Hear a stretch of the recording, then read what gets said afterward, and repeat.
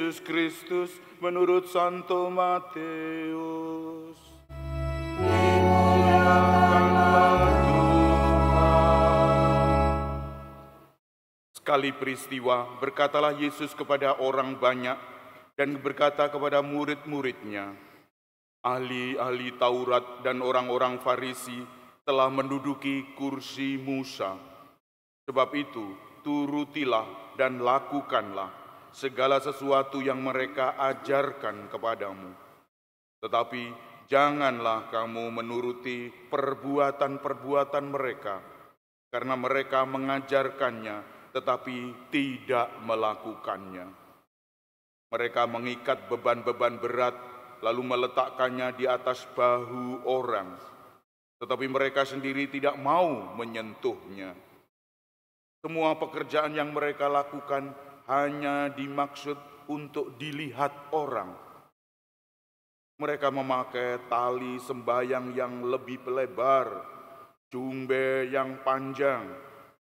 Mereka suka duduk di tempat terhormat dalam perjamuan, di tempat terbaik di rumah ibadat.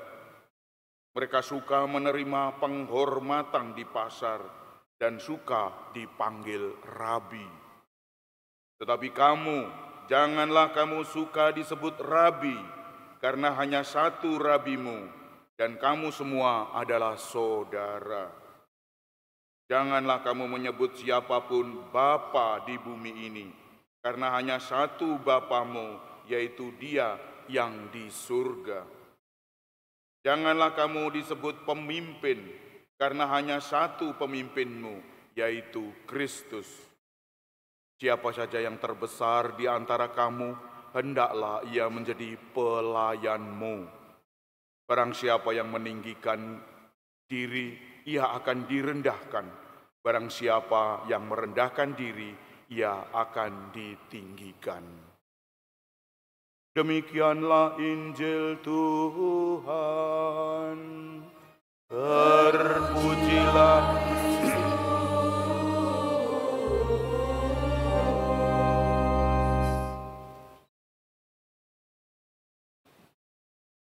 Bapak Ibu, saudara-saudara yang terkasih dalam Kristus, ini adalah sabda yang sering kita dengarkan. Gajah diblangkoni, isok khotbah gak isok ngelakoni, yaitu pastur. Maka salah satu kesusahan Bapak Ibu yaitu mendengarkan khotbah pastur. Tidak bisa mengerti khotbahnya apa, melip-melip, lincip-lincip, dan tidak landing-landing. Yang dhuwur terus gak iso landing. Maka umat menjadi resah karena Bapak Ibu saudara-saudara yang terkasih, kami sadar bahwa hal ini dihaturkan untuk kami. Maka kami juga melatih diri dalam proses menjadi dewasa, dan dewasa. Oleh karena itu Bapak Ibu, kita harus berangkat dari manusia yang lemah, manusia yang rapuh, dan kita menuju kepada kedewasaan rohani kita masing-masing. Bapak Ibu, saudara-saudara yang terkasih, kalau kita mendengar akhir-akhir ini banyak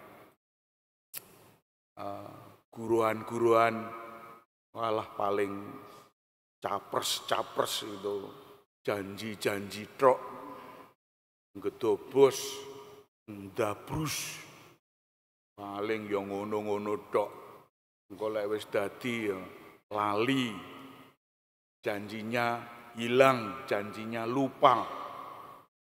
Bapak Ibu saudara-saudara yang terkasih, sementara itu kita diingatkan bahwa kita harus sesuai kata-kata dan perbuatan kita dengan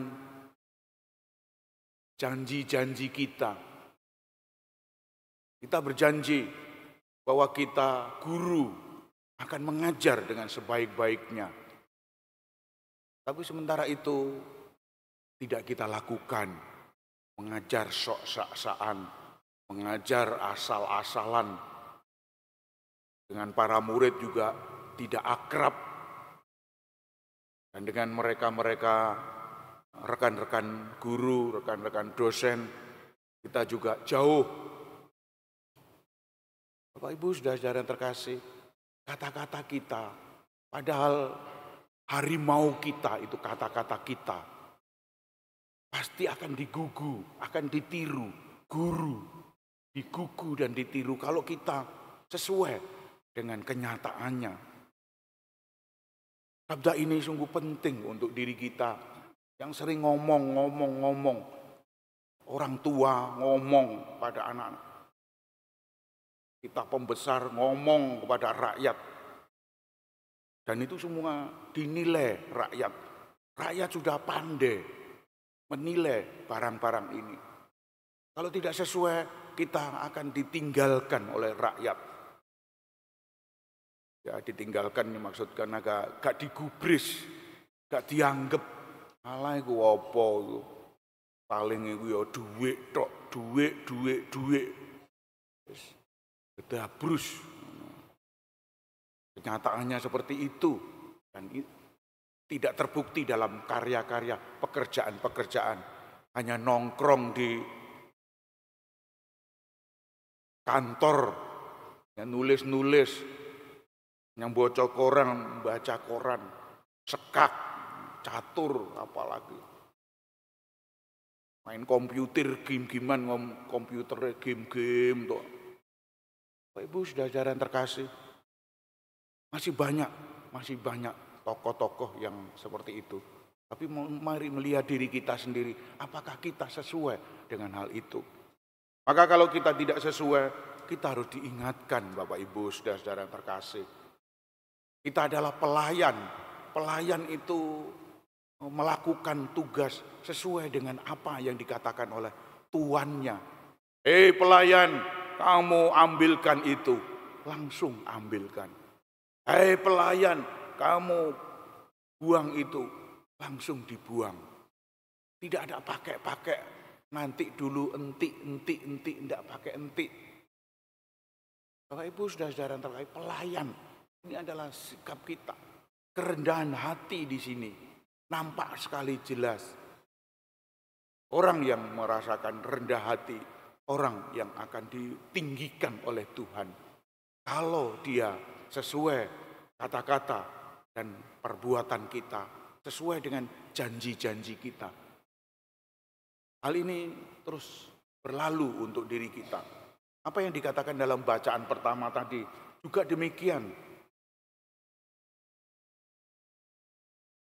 Kita bukankah sebapa?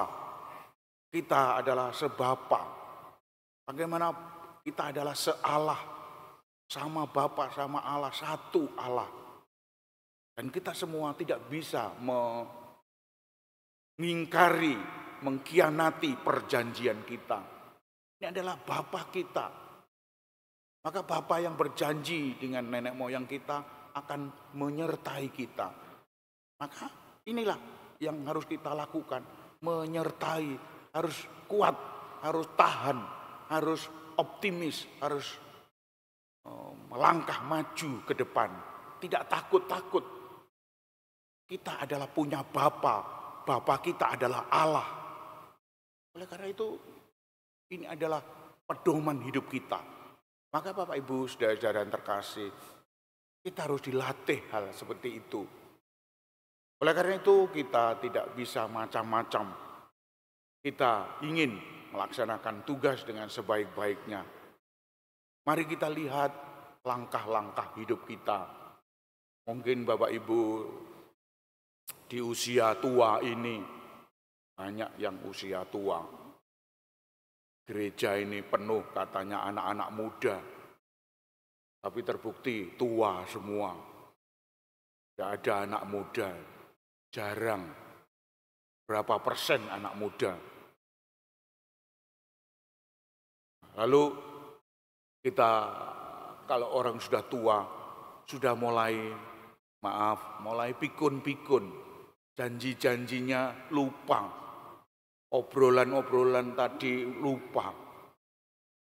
Atau kalau setia kepada pekerjaan-pekerjaannya, lalu pekerjaan yang dijanjikan tadi lupa.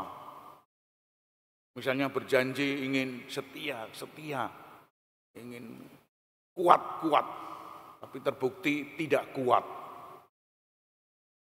Banyak. Udah pikun, mulai pikun. Loh, tadi ngomong apa ya tadi yo? Tadi ngomong apa?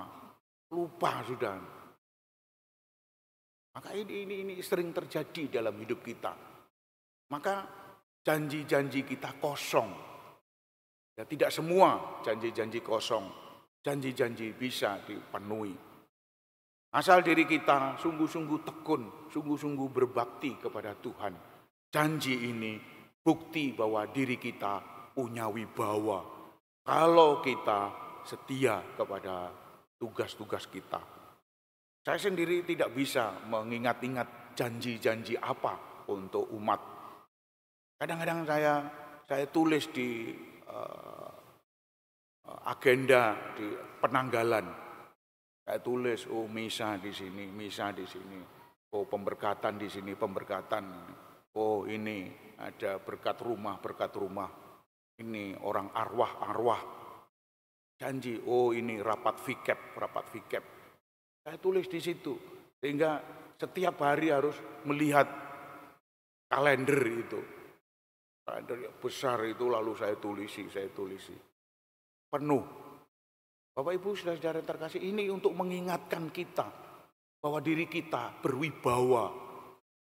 Mungkin di luaran sana kita tidak nampak, tapi dalamnya kita penuh dengan janji, hati-hati dengan itu.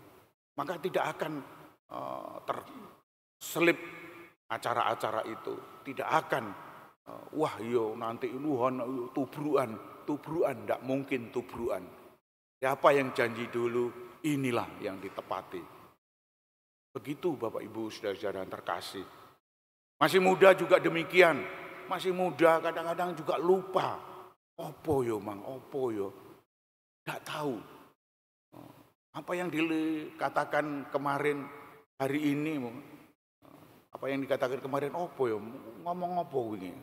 Karo, lupa. Janji, kamu sudah janji, kamu akan menepati, kamu akan datang, kamu akan. Kalau tidak bisa datang, dikatakan tidak datang. Allah selalu menyediakan waktu untuk diri kita. Kalau kita bertobat, pasti akan diterima kembali. Maka manusia adalah dalam proses menuju kedewasaan. Manusia tidak bisa sekali jadi langsung dewasa, dewasa, semua ingat, semua dijalankan dengan sebaik-baiknya. Tidak. Dalam proses.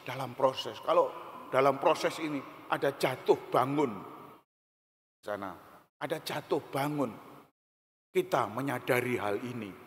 Sadar bahwa diri kita lupa, bahwa diri kita terbatas.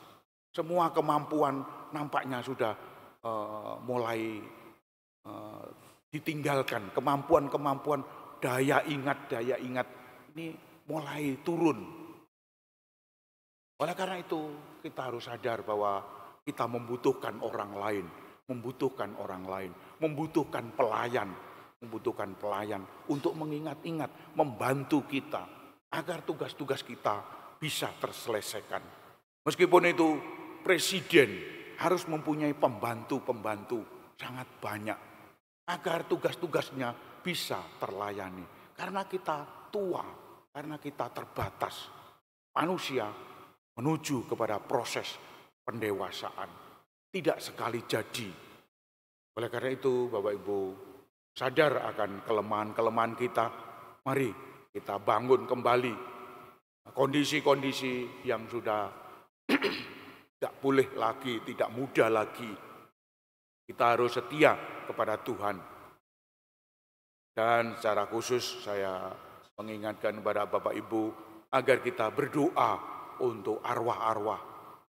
Arwah-arwah ini, orang tua kita, kadang-kadang juga lupa, kadang-kadang janji-janjinya kosong.